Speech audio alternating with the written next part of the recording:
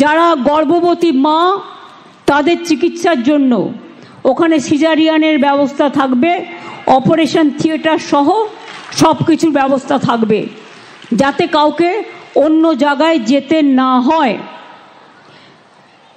আমি কলকাতার একটা ঘোষণা করব, 1 জানুয়ারি আসছে। আপনারা সবাই স্টার থিয়েটারের নাম শুনেছেন, খুবই বিখ্যাত। আমি মেয়রকে অলরেডি বলেছি স্টার থিয়েটারের নাম বদল করে আমরা বিনোদিনী থিয়েটার করব।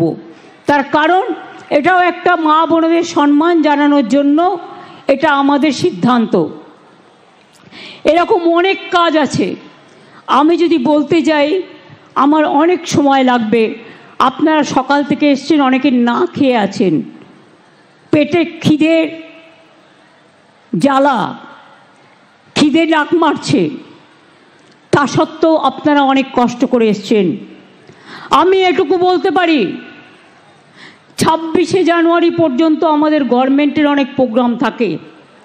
23শে জানুয়ারি নেতাজি সুভাষচন্দ্র বসুর জন্মদিন, 12ই জানুয়ারি স্বামী বিবেকানন্দের জন্মদিন, 14, 15, 16 গঙ্গাসাগরের মেলা চলবে। তারপরে সেই মানুষগুলো ফিরে যাবে 16, 17, 18, 23 তারিখের মধ্যে এসে যাবে নেতাজি সুভাষচন্দ্র বসুর জন্মদিন। 26 তারিখে এসে যাবে প্রজাতন্ত্র দিবস। 26 তারিখের পর একটা ডেট দেখে আমি চিফ সেক্রেটারিকে বলবো যে বিশেষ করে প্রত্যন্ত এলাকাগুলোতে যাদের যেতে অনেক সমস্যা হয়, তার কারণ নদী পেরিয়ে যেতে হয়, সেই সব জায়গায় আর একটা করে দুয়ারে সরকার করবার জন্য, বিশেষ করে যারা কাস্ট সার্টিফিকেট এখনও পাননি, যারা লক্ষ্মীর ভাণ্ডারে এখনও নাম লেখাতে পারেননি, যারা স্বাস্থ্যসাথীতে এখনও নাম লেখাতে পারেননি, যারা পাট্টা পেতে পারেন কিন্তু পাট্টা পাননি, তাদের এই সমস্ত মানুষরা যাতে তাদের সময় মতো সুযোগগুলো পায়, তার জন্য এই কাজগুলো করবার জন্য আমি মনে করি জানুয়ারির লাস্ট উইক থেকে ফেব্রুয়ারির ফার্স্ট উইক পর্যন্ত চলবে এটা। কারণ ফেব্রুয়ারিতে আবার মাধ্যমিক পরীক্ষা শুরু হয়ে যাবে। মাধ্যমিকের ছাত্রছাত্রীদের জন্য আমার রইল অনেক শুভেচ্ছা, অভিনন্দন।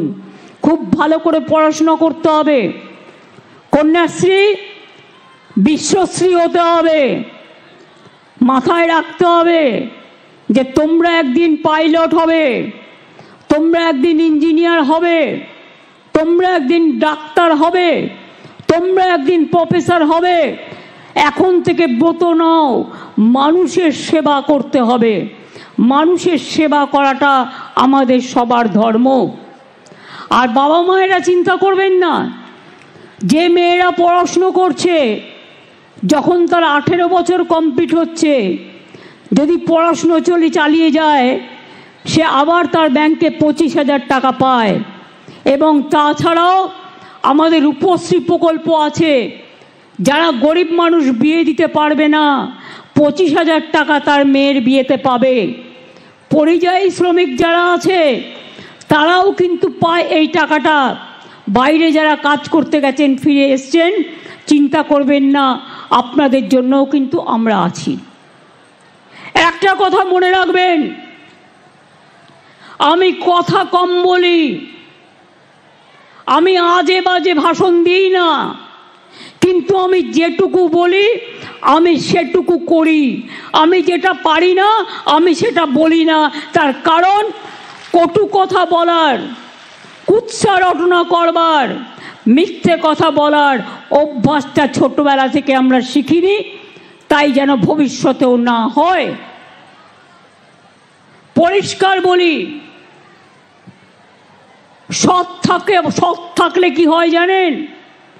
সৎ থাকলে আল্লাহর দোয়া পাওয়া যায়, ঈশ্বরের আশীর্বাদ পাওয়া যায়, আম্বেদকরজির আশীর্বাদ পাওয়া যায়, বিরসা মুন্ডার পাওয়া যায়, পঞ্চানন বর্মার পাওয়া যায়, সবার আশীর্বাদ, শুভেচ্ছা, দোয়া, আমার খ্রিস্টান ভাই বোন থেকে শুরু করে হিন্দু, মুসলিম, শিখ, খ্রিস্টান সকলে।